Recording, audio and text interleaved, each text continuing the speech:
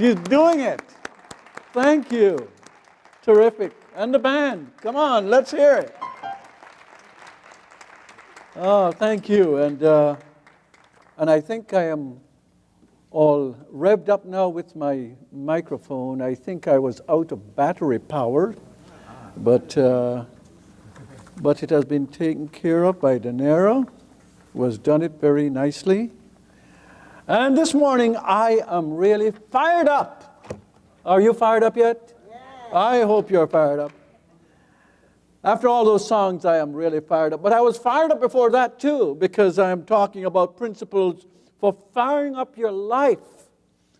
And I want to let you guys know that if you're not fired up, you're cooling down. And if you're cooling down, it ain't very good. We only have a certain amount of time here, you know. There's a race to destiny, as the song says. You are racing with destiny to get to where you need to be. And you're not going to do it if you don't turn on that key into the start button. I don't think that works. You can't have a start button. Don't mind how it works, whether it works or not. If you get to your car and you don't push that start button or turn that key on, the engine stays dormant.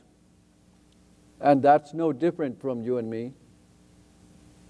If there are things you need to do with your life that you haven't done yet, and I trust there are those things, this is a sermon I think you want to hear.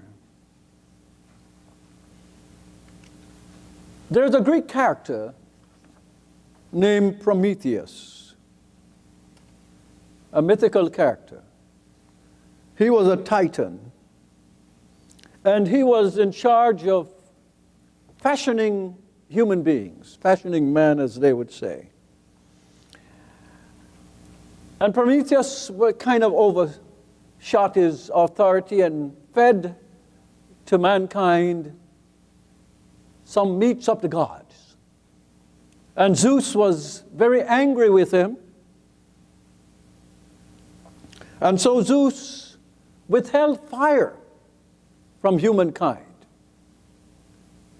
But Prometheus was so much inspired to give to humankind this fire, this heavenly fire, that he went to the heavens and he stole fire and brought it down to humankind. And Zeus was so mad that for his punishment he chained him to a rock, and every day an eagle would come and eat out his liver. And the liver would grow back, and it would happen eternally. So there is a great sense of the sacrifice that one makes to get you that fire, that flame, that passion that you have, or that you experience when you really feel committed to doing something in your life. When we look at some of the people who have been forged in this fire, we look at Buddha, some 563 to 485 BC, a man who seemed to have had everything. And if you think of Jesus' conversation with a rich young man, you will see that Buddha had done exactly what Jesus was trying to tell the rich young man to do, who wanted to find eternal life, the heavenly fire. Buddha gave it all up in search of that heavenly fire. Enlightenment, they call it, nirvana. And he became such that he was an ascetic, which means that he gives up everything. He's barely eating anything, barely has anything. And he found that that extreme didn't work either. And so he started on the middle path, and he attained enlightenment. If we look at St. Paul in the Christian Bible, Saul of Tarsus was his name at a time when he was passionately persecuting the Jesus followers. I say to Jesus followers because Christianity hadn't really formed yet officially. The Jesus followers who were in fact Jews themselves. And Paul had an experience, a vision of Jesus, and it changed his life. And the same passion with which he was moving along the wrong path, he now moved in the opposite path and was one of the great formulators of Christianity. If we put it in a more modern context, we'll see Barack Obama before he became president. There was one occasion when he was in South Carolina, in Greenwood, and he was very sick. And it was raining, and he had to go to some place to give a speech. And so he got out, and his umbrella, the wind took his umbrella upside down, and he was totally soaked. Anyway, he got into the car and was told it would take an hour and a half to get there. When he got there were just a sprinkling of people in the hall, and he wasn't feeling that good. And he didn't feel like he was happy to see them, and he didn't feel they were happy to see him. But nonetheless, he started his speech, feeling bad. And a woman in the back, little woman in the back, you know, she just said, "Fired up, fired up." And the crowd said, "Fired up." And she said, "Ready to go." And the crowd said, "Ready to go." He had no idea what that meant. At first, it felt like she was kind of getting into his speech. But as he went on, he started to feel warm about the whole thing. He started to warm up. And he gave a great speech. And that idea of fired up, ready to go, became his motto. So I am saying this to say to you that here he is going after the candidacy to represent the Democratic Party. What are you going after? What is it that is in your life that you need to be fired up? What is it you need to be ready for? We don't have to always look way back into the Bible to find the examples that will inspire us. Remember Dr. Holmes in that wonderful speech. I hope you like that speech. I think it is one of the best speeches that he has made. It is filled with all kinds of wonderful insights. But he says, unless that person reveal the God in me and reveal me to myself, then all the teachings mean nothing. This idea of firing up is something I want you to understand. This fire is already within yourself. And here are the 10 things I want to tell you about. And as I said, we won't get through them today. And that's okay. We'll come back next week, and we'll do them. The first one is the fire of fearlessness. The fire of bold faith, the second one. Third is the fire of the compassionate heart. Fourth is the fire of total forgiveness. 5 is the fire of a sense of mission. 6 is the fire of failing till you make it. 7 is the fire of laughing at the small stuff. 8 is the fire of immunity to rejection. 9 is the fire of persistence in pursuing your dream.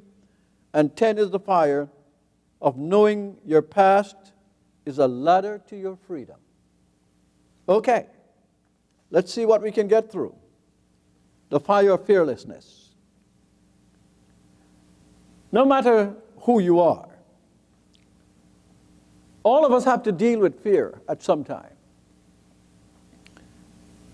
It is human to experience fear because it's part of our survival mechanism. It's built in. Fear is a warning sign. And the thing that we need to understand is that fear is not designed to freeze us into inaction, to concretize us into a place where we feel we have no choice and we have no way of accomplishing our dreams. As a natural part of our survival mechanism, we need to know how to deal with it properly. To realize that we need to be cautious sometimes about some things. Caution doesn't mean you're not positive. And that sense of fear doesn't mean you're not positive. It means you're aware that you are in this wonderful place of pairs of opposites. They're good and bad and right and wrong and up and down and tall and short and black and white. They're all these things. That's the way we come to know anything.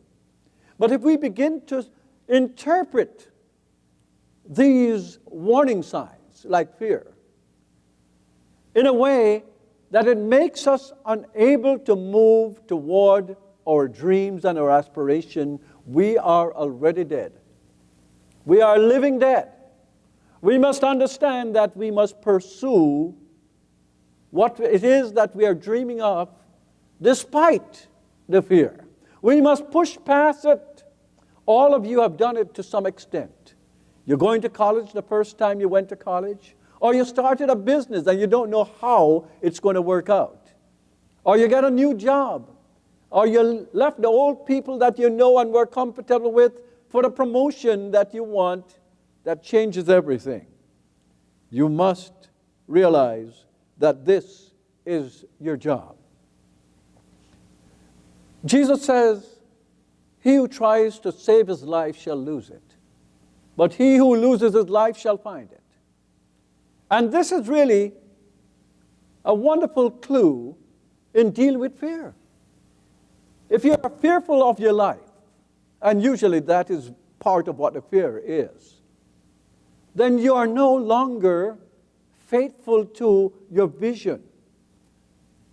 You must understand that all the greats you have admired during your lifetime have come out of this place where they have gone beyond their fear. Some of them did lose their lives. But sooner or later, we'll all lose our life, if you call that a loss. So what do? You look at what it is that you need to do, and you begin to do it. Joseph Campbell says, we must give up the life we have in order to receive the life that is waiting for us. There is no getting something without giving something. This is a life of give and take. You are ready to move into a wonderful arena of what your dreams and aspirations are. But you must have this fire of fearlessness, and you must pursue your dreams. The second step here is the fire of bold faith. A half humorous but true proverb says, faint heart don't win fair lady. If we're a little too timid about our dreams, if we allow people to tell us what we can and can't do, when deep down within ourselves we feel something, but we're not bold enough to step out to do it, then we cannot be like Columbus, who found himself in a time where the common knowledge was the world was flat. But even before Columbus's time, the Greeks and other people had known that the world was round. But it wasn't so during his time. Sometime in 1492, when he set sail to go west to circumnavigate the earth. Well, it didn't happen exactly the way he thought, because he found a new world, as they call it. But my point here is he wouldn't have found the wonderful land of the Americas if he was one who was of the mind that he would slip off the edge of the earth if he went to the horizon. What happens to your sense of horizon? Where's your sense of boundary? Where do you place your limits? That, gee, if I go past that, it will end my life. This is a call for you to realize that you must have bold faith. Not just faith in God, but bold faith to do your part. Because we must believe that if I do my part, God will do God's part. When we think of Gandhi, here is a man coming up against the entire British power, which was a worldwide power.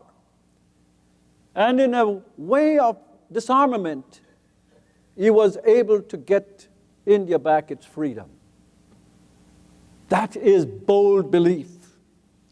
If you look at Buddha again, you can see that he gave up this rich life of a prince. For what? To find that holy fire within himself, which you and I also have, but only to the extent that we will let it burn by making these bold choices and making these bold steps. The fire of bold faith is needed to overcome not what is happening on the outside of your life, is what is happening on the inside of your life, your fear. The third step is the fire of the compassionate heart.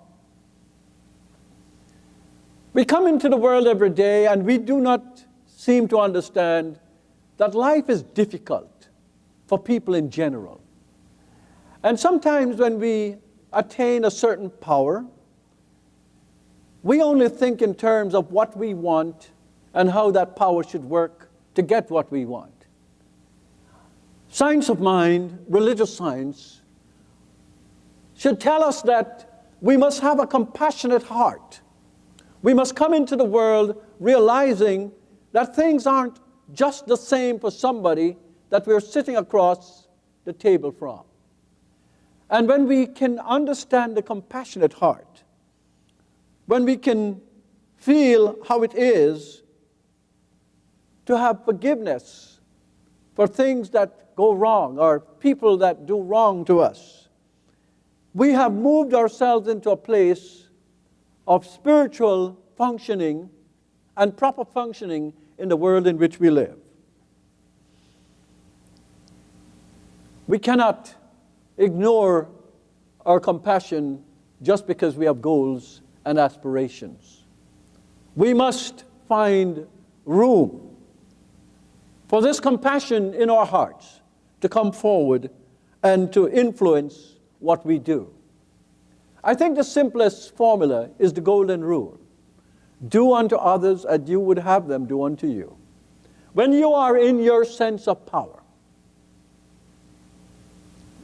and you want to dole out what you think is justice, be careful it's not injustice, because you didn't take the step of saying, if I were that person, would I want myself to be doing this to me?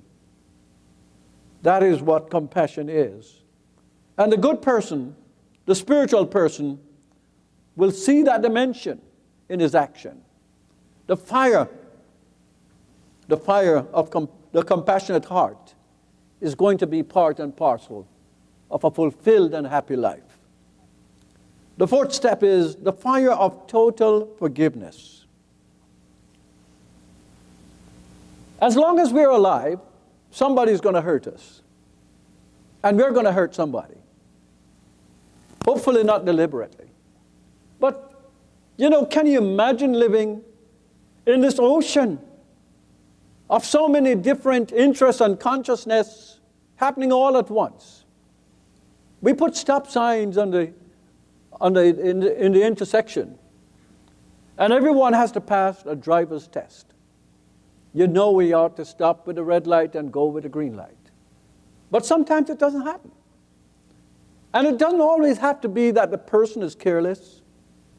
Sometimes you are so struck by something happening in your life that you have lost focus and concentration on what you're doing, where you are, and next thing you know, you've done the wrong thing.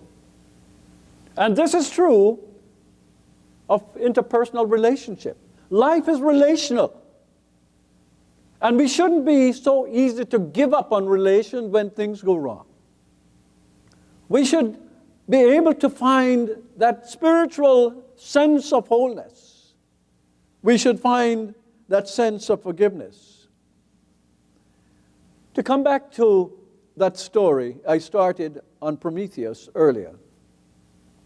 There's a happy ending to that story.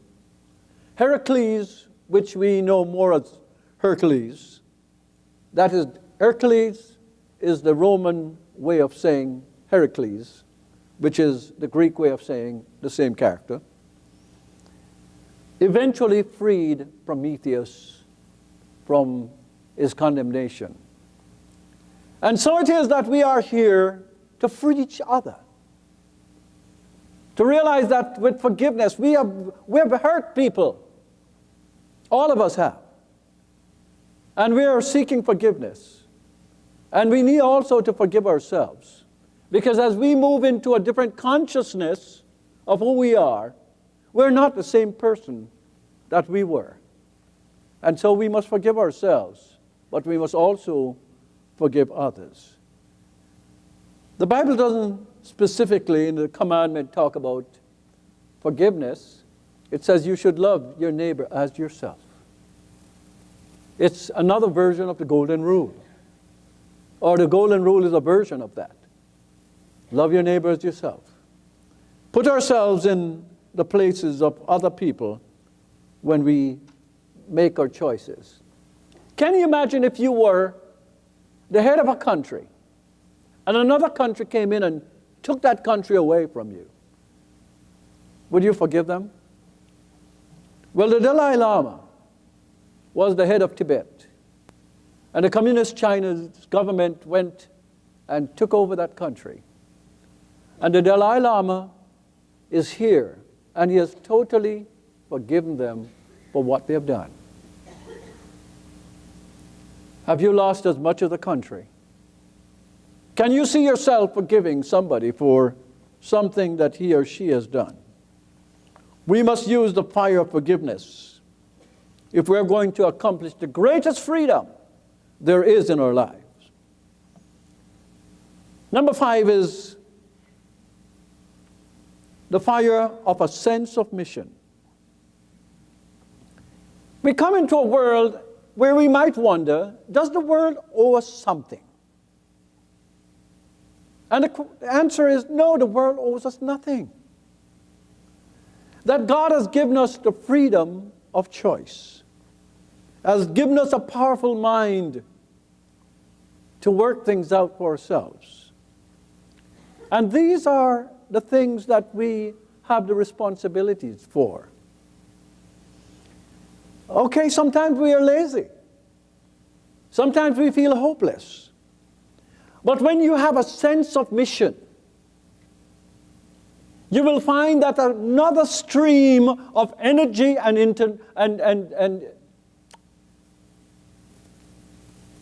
another stream of energy and, wow, where did that go? That's the word, and it came to me almost the same time. Thank you, Joe. So we have energy and intelligence streaming into our sphere of knowledge and experience. You think, for example, of Jacob. Why would a man who didn't have more than a few sheep become the father of a nation? Because there was a commitment to a mission. And all of us have the capacity to see our lives in terms of what is my mission in this life.